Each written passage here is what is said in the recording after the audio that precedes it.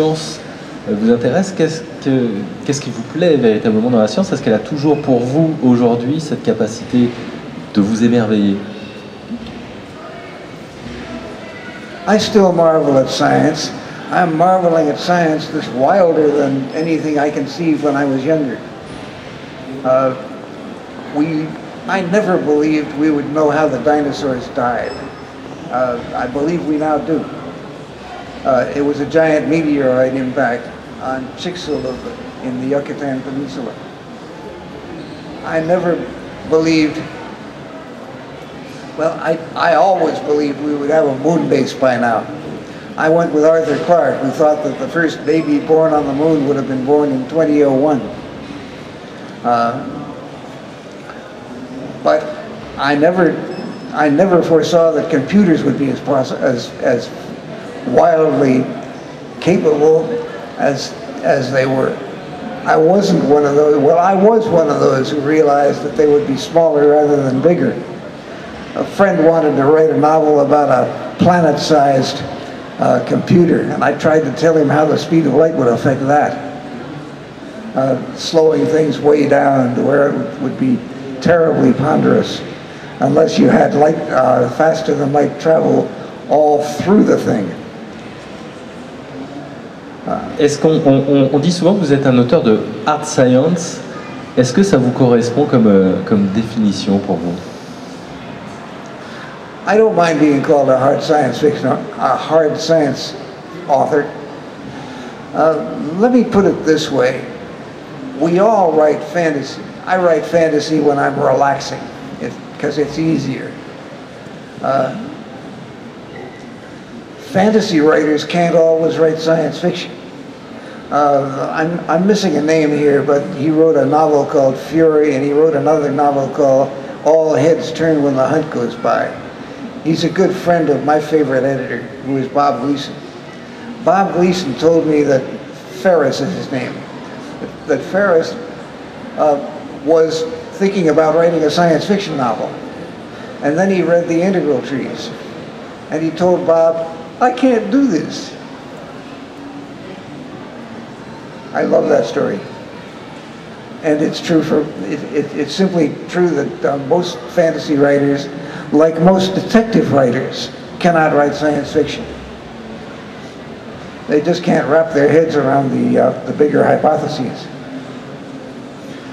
Detective writers who try to write science fiction wind up creating just plain unbelievable societies as background for their stories. Their societies have to back up the puzzle, and it just doesn't work.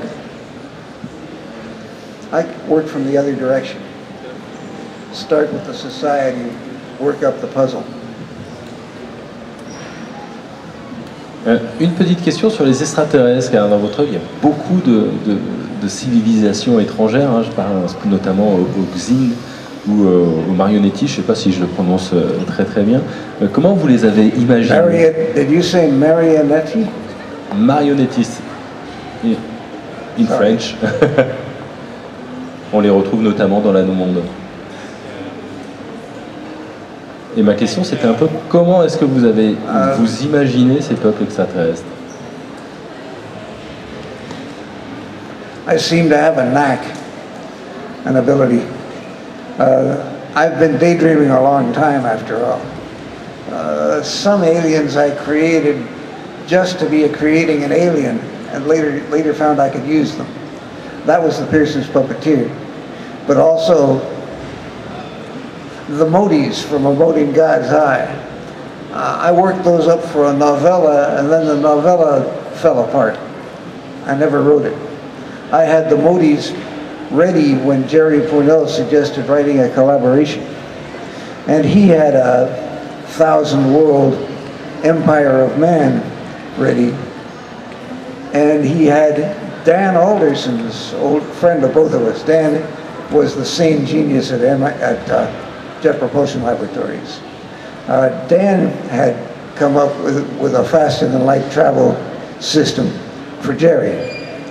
I looked at his faster-than-light system and realized that you could have a planet full of aliens right in the middle of the empire without anybody noticing. And from there we were off and running.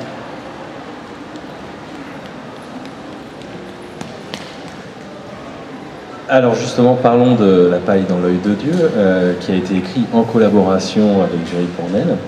Comment est née l'idée de ce roman et de cette collaboration?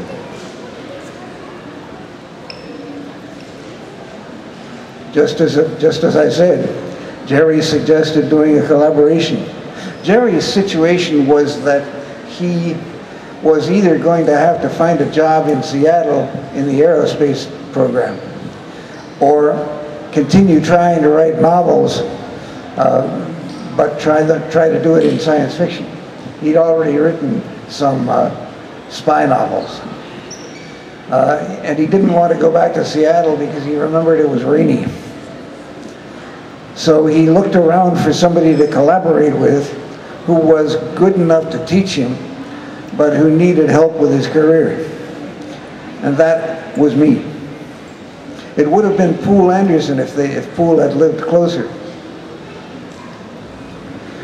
So we sat down one night with brandy and coffee, and we worked the whole thing out in that one sparkling night. I had the motives, I explained them to him. We worked out a dozen variations on the Modi mediator. No, actually Modi engineers was the first. We worked those out, and by the time we were finished, we had 1,000,000 years of history, including a couple of planet-destroying wars and resettlement from the asteroid belt. It was a lot of fun from that point on. Do you know, I went to Europe pretty much right after that, and figured Derry would be writing while I was gone. He wasn't writing while I was gone, he was waiting. I do a lot of waiting in this collaboration. But he writes in spurts. I had to get used to that. Vous avez beaucoup écrit en collaboration, que ce soit avec Jérôme Vincent ou d'autres auteurs. Comment ça se fait à chaque fois et pourquoi? Vous aimez pouvoir partager votre travail, écrire à quatre mains? I like to share the work, I like to share the ideas. I like the, you know, writing is a lonely profession. You don't work in an office with a bunch of other workers. I like the sharing of ideas and some other effects. You can knock each other off of a writer's block. If you're stalled on something, maybe the collaborator can get you going.